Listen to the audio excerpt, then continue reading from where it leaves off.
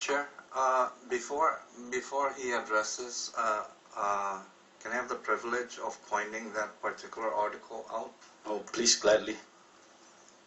Okay. Basically, in the power purchase agreement, most specifically Article 27, Item 1 on page 39 of the said agreement, Item G, it states that the receipt by Saipan Development LLC of an opinion confirming that the operation by Saipan Development LLC of the plant will not constitute a public utility so as to require a franchise, certificate of public convenience, or other similar license which it requires to perform its obligation under this agreement. So that is the article in the power purchase agreement, Mr. Chairman. And these are very good points, and points that CUC, that came from CUC, and raised those issues, because in any contract you do want to weigh how such a contract would affect CUC or yourself. So no, I want to thank you for at least looking into those issues. How do you know if this concern was addressed in the contract subsequently to you raising those concerns? My read of the final contract of August 3rd is the same as the Representative De La Cruz's, is that it is not addressed in that manner. It does not call for PUC review as well. Thank you. One more, then I'll pass it around. The other aspect or provision of the contract is the non-force majeure. Is that how you say it? It's a legal term. Force majeure breach. I think it's in there, and it was a. Let me read it because I couldn't say it any better. It says, as simple as it may sound, there is nothing in the entire agreement that guarantees that the contractor will provide power to the CNMI.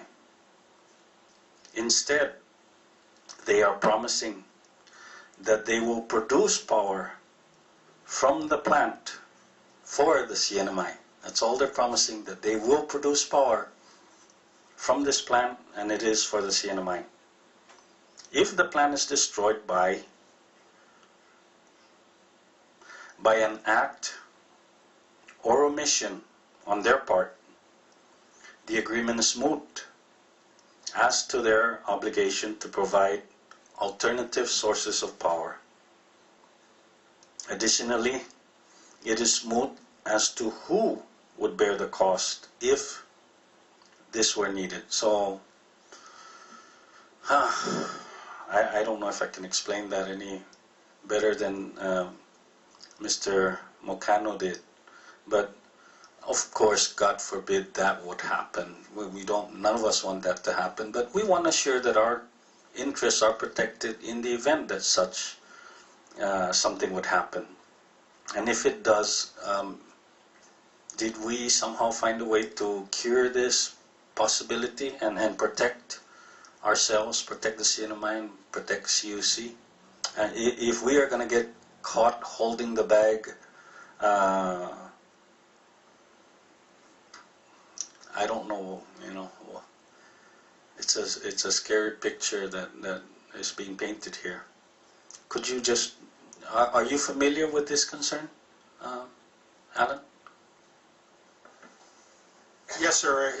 In fact, the points that Mr. Mocano raised were coordinated with myself, and there was numerous concerns such as the force majeure clause or the contracted capacity clauses and the integration of renewable energy portions that we maintained throughout the discussion period, or when we were able to provide input.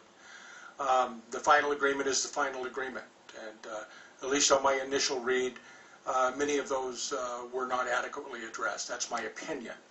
it would take a detailed analysis of this agreement in order to know what the final outcome is. We have not conducted that type of a detailed analysis, and so I don't have that answer for you, sir.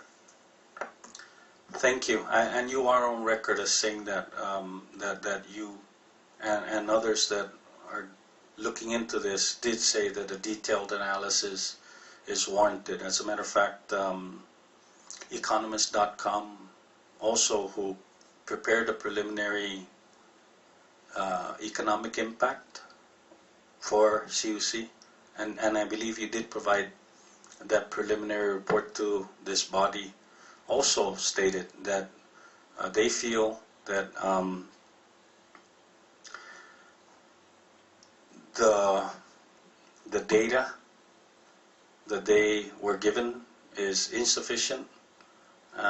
It is insufficient to the point, and a lot of it are based on assumptions, to the point that they are not even comfortable providing even a preliminary assessment of the impact of this project. I think I have them on an email stating that, so that is of significant concern. Right now I will go ahead and turn it over to Mr. Sablan again, and we'll go from there. Thank you.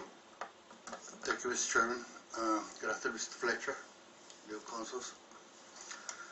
Mr. Fletcher, I guess I will just pose one question to you at this time, and it's this.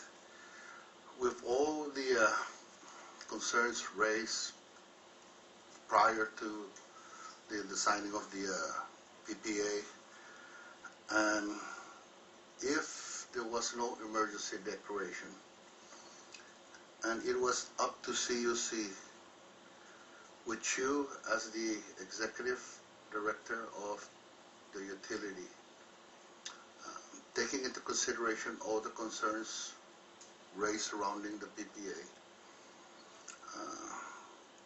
with your professional background and experience, would you have signed off on the PPA?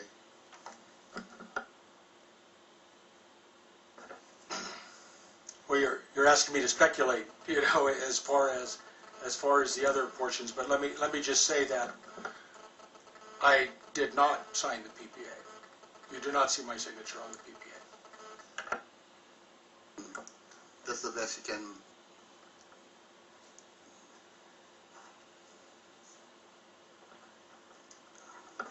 If you'd like me to elaborate, it sounds like you do.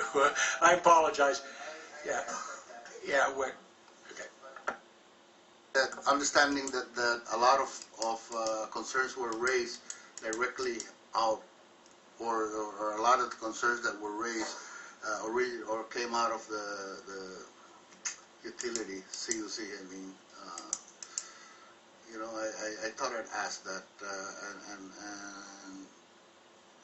and it's simple.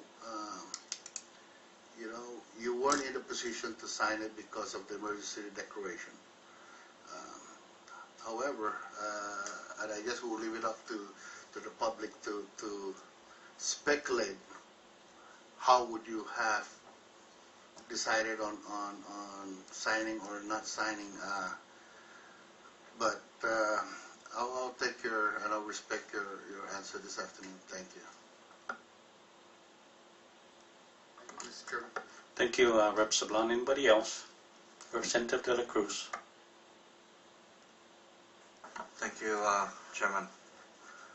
Mr. Fletcher, good afternoon again. Mr. Fletcher, to your knowledge, did CUC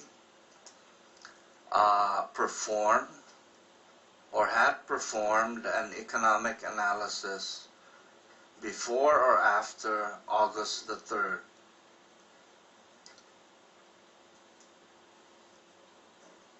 Please. We have not. You didn't perform an economic analysis prior to August 3rd and after August 3rd. So in other words, there's no economic analysis as of today. Prior to August 3rd, there was the preliminary analysis which was spoken to. And that report was in those earlier documents. I believe you have that from economist.com. Otherwise, there were initially just back-of-the-envelope type, kilowatt per hour division type calculations that were done in-house. After August 3rd, there has been no economic analysis conducted by CUC. Thank you, Mr. Fletcher. It's interesting because after news broke out that there was this power purchase agreement, one of the things that the Lieutenant Governor had stated was he was going to have somebody do an economic analysis.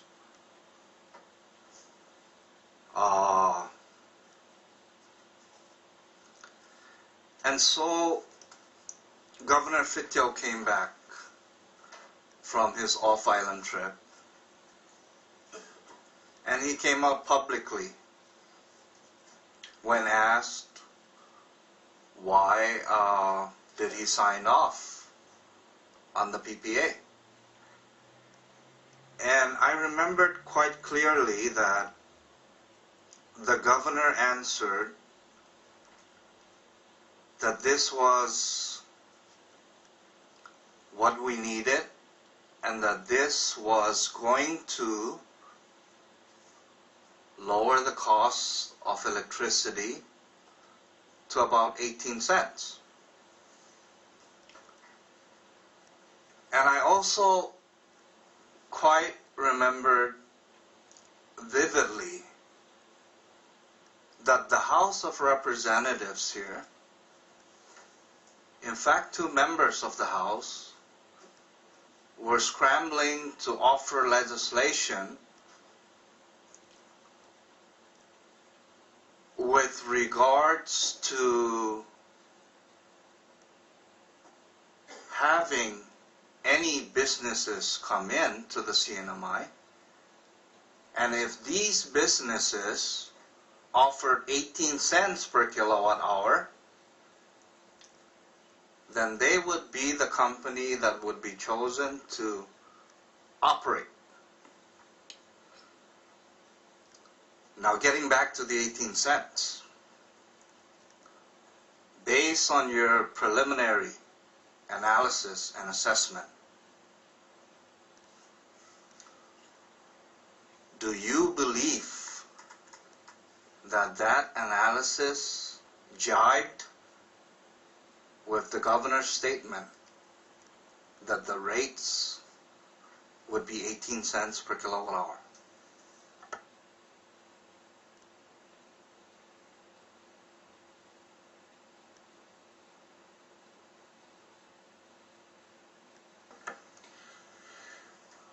First, I never had a discussion with the governor regarding that particular statement of his.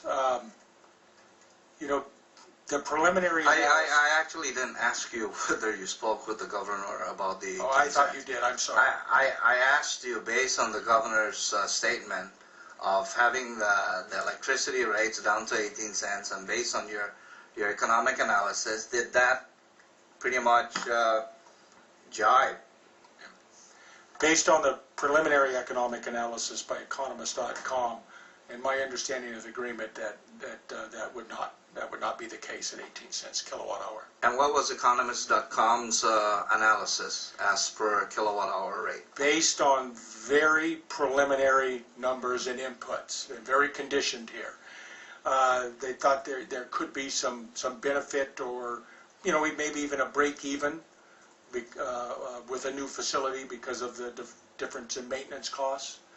But there was no, since it's all number 2 diesel, we still have a 30-cent LEAC. I don't know how you're going to get around to And your break-even statement, what does that relate to?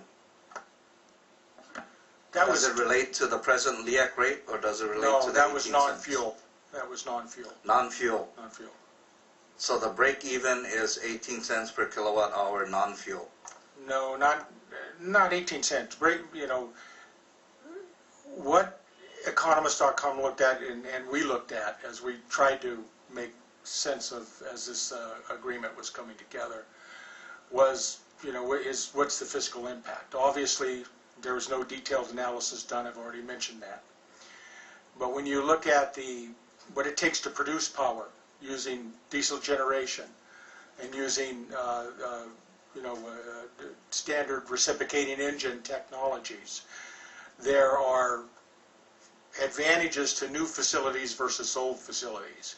An analogy would be a new car is going to take less maintenance than a 20-year-old car to keep it running in good condition.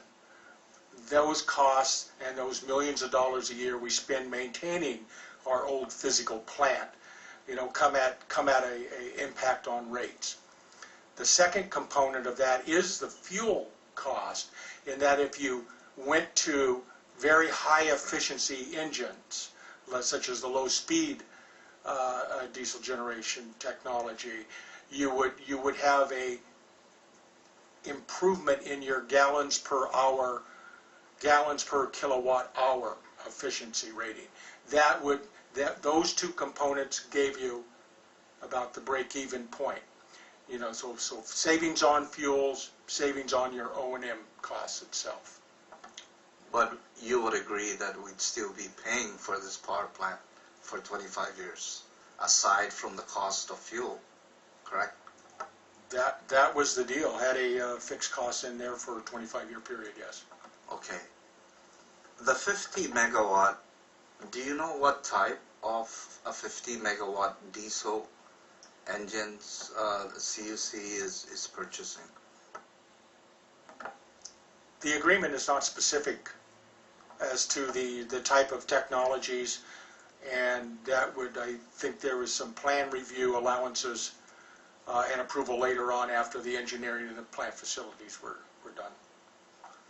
Is the 50 megawatts the nameplate capacity, or is it the production capacity? Could you repeat that, sir? Is the 50 megawatts that CUC is purchasing, is that the nameplate capacity, or is that the production capacity?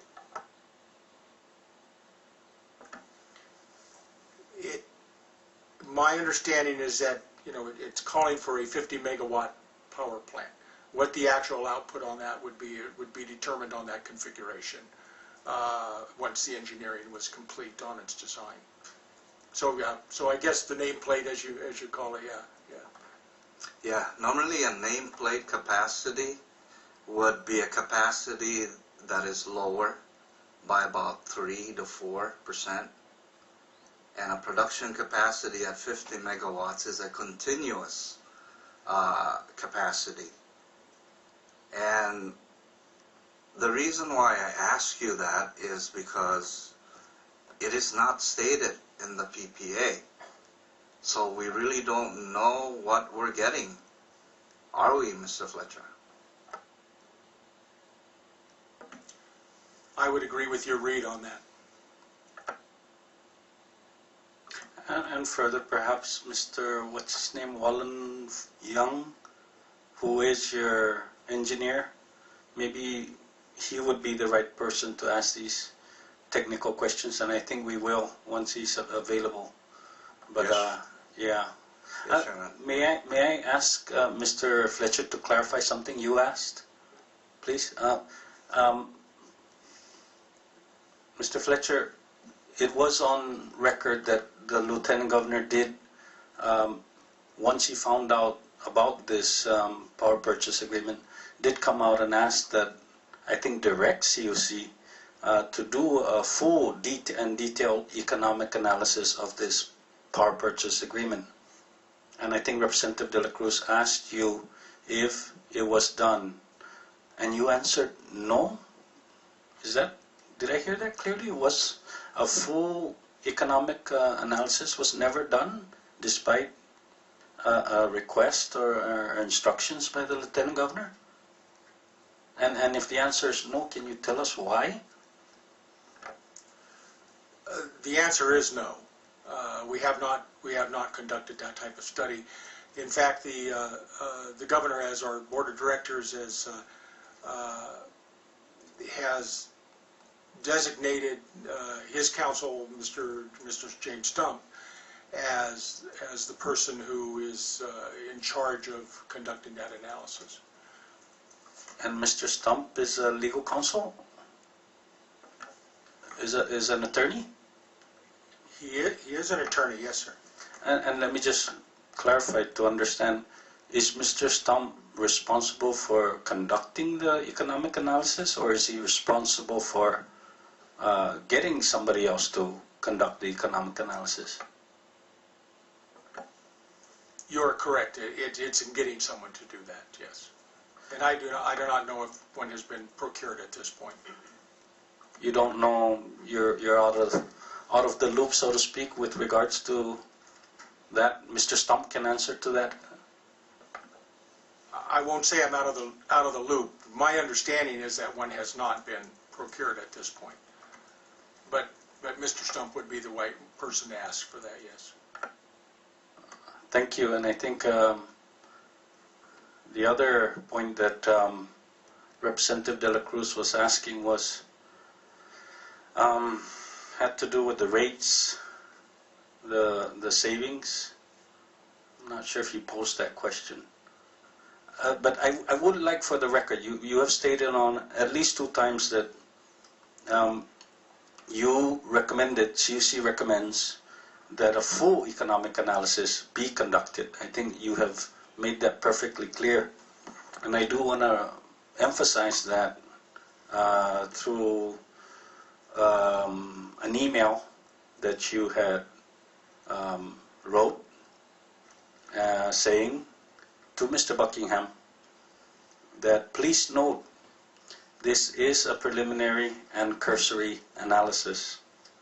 Economist.com and CUC recommend full economic analysis prior to formalizing the PPA. Without said analysis, there could be unintended surprises down the road. And I think that's a fair statement. You know, and I commend you for at least giving that type of advice. And then I read another memo, this time from Economist.com, Mr. Dan Jackson and Robert Young, to you. And it says, the memo confirms Economist.com lacks sufficient data to complete definitive analysis of costs and benefit of the proposal.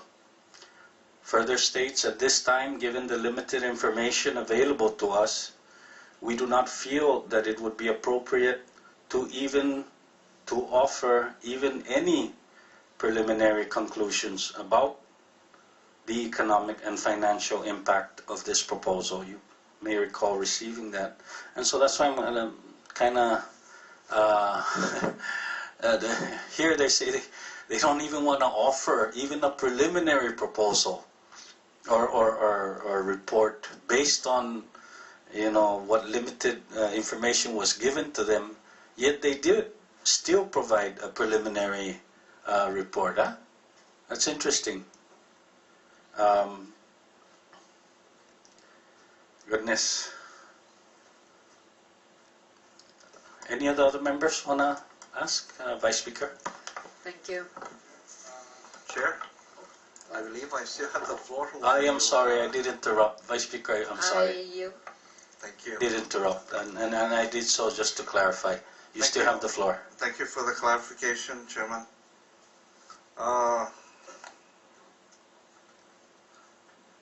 Mr. Fletcher,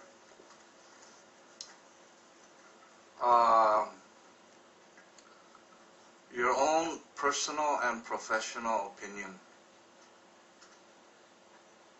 Does Saipan need this new power plant? In your own personal and professional opinion.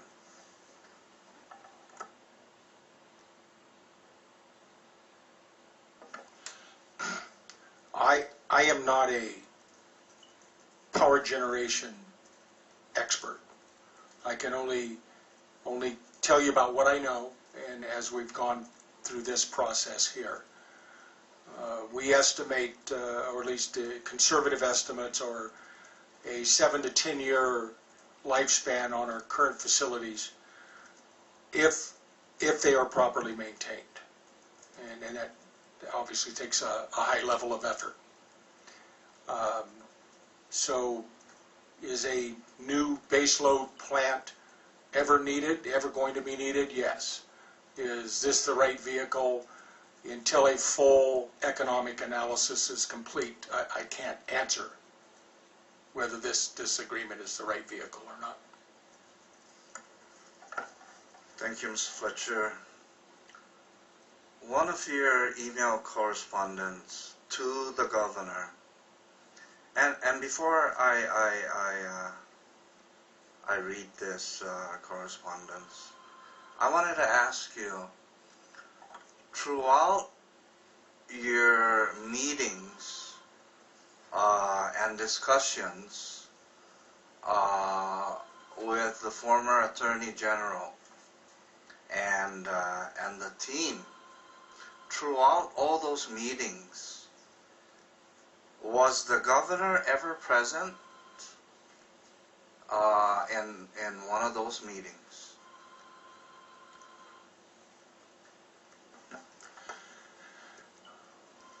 I recall only one time that the governor was present, and that was in early July at one meeting at the Hyatt. And that meeting was with the former Attorney General Gil Burbridge, again, Don Kurtz from Keystone, and Mr. Kenneth Mahmood. There was one meeting where the governor was present for a period, yes. Would that be on July 8th at around 2, 3 o'clock in the afternoon? I don't recall the exact date, but it was around that period of time, yes. Somewhere between the 4th and the 8th. So the governor was present. Was he present throughout the entire meeting? I don't recall, but that's not my recollection that he was. No, I don't recall exactly. Okay. Let me read this email to Governor Fittil and former Ed Buckingham from you with regards to the PPA. Date, please. Can you state the date? Because there were. The date was on July 22nd. Thank you. At 8:02 a.m., Mr. Chairman. The PPA, as originally presented, was a one-sided agreement with many pitfalls for CUC/CNMI. Can you elaborate a little on what these pitfalls are?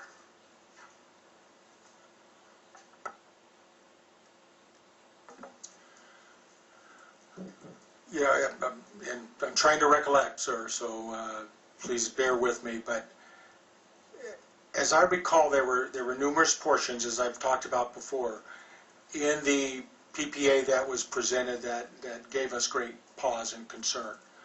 Part of it was the escalation factor we talked about earlier. Part of it was the contracted capacity, that take-and-pay provision, what exactly we're buying. The efficiency levels, so what specification, what types of engines would be required in order to benefit. The default or the force majeure clauses, the default clauses in the contract, the payment terms, the minimum payment and what it was based on, and any rates of return or return on investment calculations. There were numerous interests that we had in that, yes. I understand, Mr. Fletcher. And one of the concerns that you had mentioned was a provision, namely Article 2.16 of the PPA, where it states that failure to achieve the intended fuel efficiencies or cost reduction shall not constitute an event of default and neither party shall have the right to terminate this agreement as a result thereof. So basically, I think we can all agree that if this new power plant was to become inefficient in the next 2-3 years of its operation, then we have nothing to say. We can't fault this company, Saipan Development, because it's in that provision. Is that correct, Mr. Fletcher?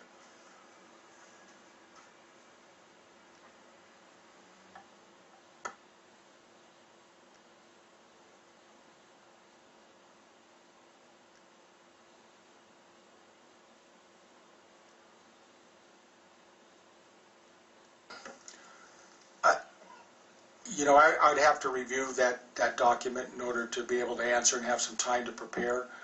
And I'm not able to offer a legal analysis at this point. But anything that I wrote is what I felt at the time. That's correct. Thank you, Mr. Fletcher. Mr. Fletcher, do you know a company named Midland? I've heard the name, yes. Did this company ever propose something to CUC?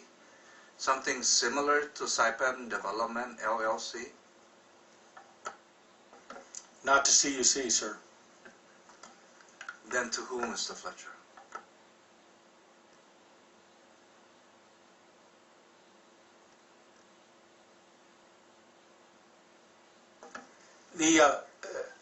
The Midland Group, which I was led to believe is related to STX, a large shipbuilding facility and firm in Korea. I heard the name that they were also interested in doing some type of an agreement from the Lieutenant Governor, and this was in a separate meeting. This was just total.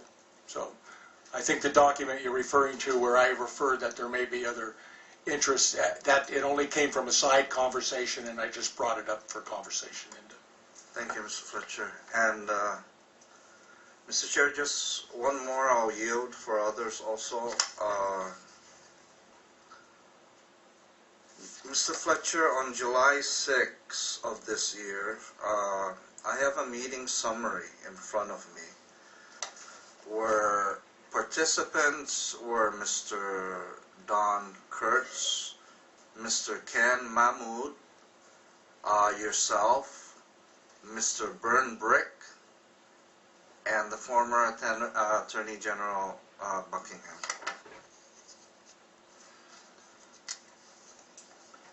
Somewhere during the discussion, if you will, Ken, I presume Mr. Mahmood, then said Don wouldn't want to say it, but the engineers on the project estimated a 22% increase in fuel efficiency. And Mr. Buckingham did not have any comments. Don said he was bothered by Ken disclosing information and that Ken had denied to Don that he, Ken, had discussed any substantive part of the negotiations. Did you hear these discussions, Mr. Fletcher?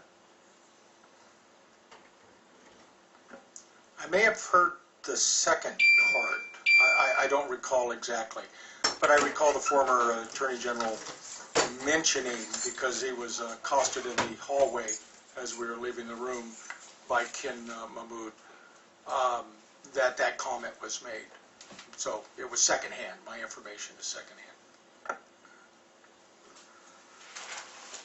And then it continues on, however, in the interest of moving forward, the Commonwealth will accept accept the lack of commitment to a 10% cost reduction if Don would agree to link the creation of a shipyard as previously discussed with 2,000 jobs as part of the deal. This was Mr. Buckingham speaking, and the response was, Don said he would not commit to a 10% cost reduction and felt the $100,000 penalty was reasonable. Ed rejected the $100,000. Don said the shipyard would not be linked to the power plant project. Ken said we could include building a big fuel storage system and provide funding so a month's fuel could be bought. This would add savings.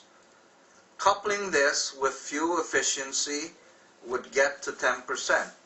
So in other words, Mr. Mahmood was offering to build the storage facility. And in his words, I believe what he was trying to say is that this would be the 10% savings that CUC would realize. You were there. You heard this. Okay. I'll yield for now, Mr. Chairman. Thank you, Mr. De La Cruz. Before I ask the Vice Speaker to ask the next question, because you did ask about the 10% savings, Mr. Fletcher, can I be allowed to just further clarify an issue of the 10%? Going back to Mr. Tiberius Mocano's comments, points of significant concern, he did raise that issue as well. And let me just read what he said. It says a 10% reduction to consumers has gone from a promise to a goal. In CUC's opinion, it should be guaranteed. I mean, we have all these guarantees that we have to do for them. I think the only favorable thing they've offered us is this 10% rate reduction. It says, additionally, 10% rate reduction should be thoroughly defined. We need to know if it is a continuing rate reduction compared to CUC's projected costs over 25 years.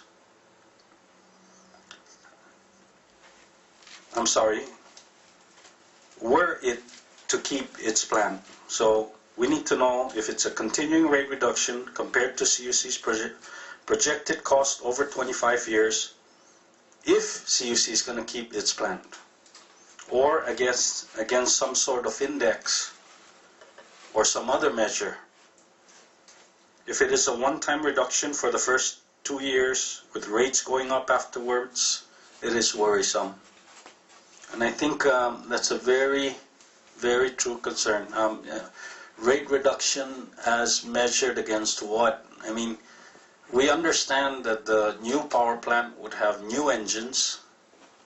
So you compare a new engine with our 30-year-old engine, obviously the new engine would be more efficient and therefore be more cost-effective. Now, it's already 30 years old. Now, to me, I think there may be at least a 20% greater efficiency with the new engine, but nevertheless, was this ever answered? What basis or what measure is being used to confirm this 10% rate reduction? And Mr. Fletcher, was that ever addressed in the power purchase agreement? How we can measure and on what basis can the 10% be measured? If it is going to be based on, if our plant is not going to be scrapped, or if it is going to be scrapped, what basis do we have to measure it by?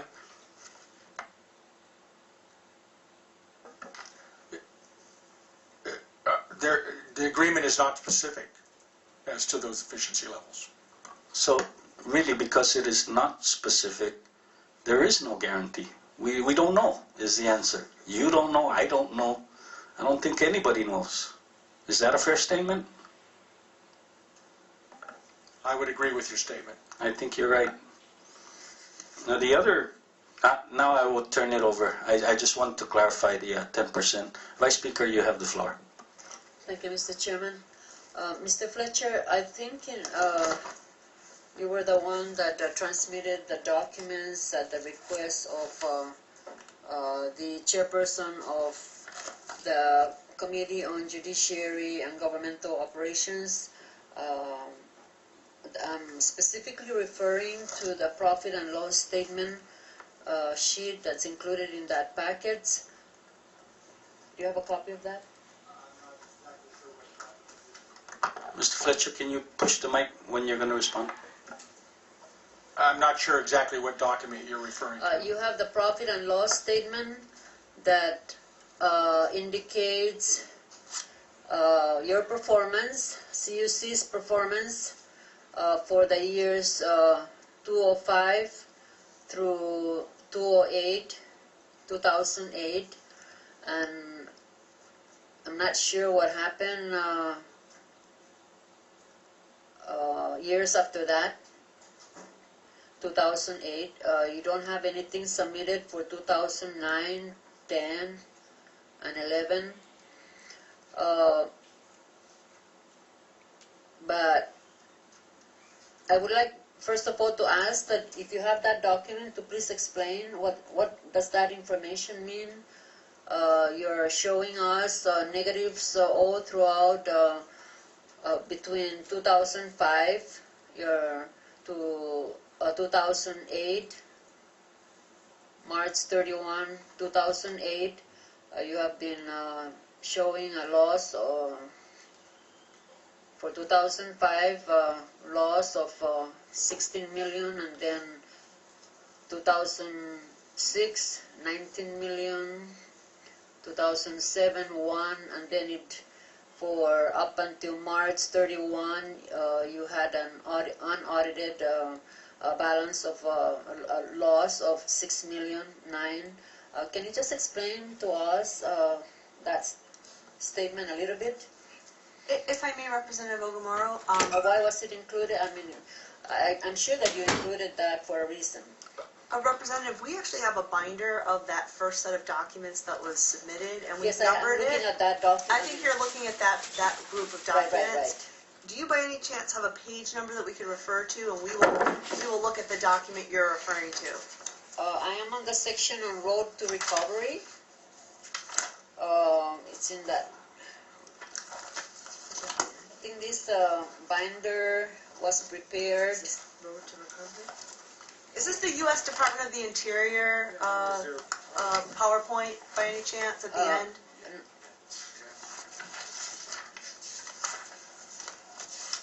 That could be it, but it's included in the documents that were submitted to us. Road to recovery, right, Representative? Right. And you're looking at a financial statement of some kind? That's correct. And it's an analysis, a comparative analysis. Is it the profit and loss statement? It's the profit and loss statement. If you can just go over and explain what that means. Yeah, if we could have a moment to take a look at this and see if that's something we could discuss with you, would that be all right? That will be all right, Mr. Chairman. Thank you, Representative.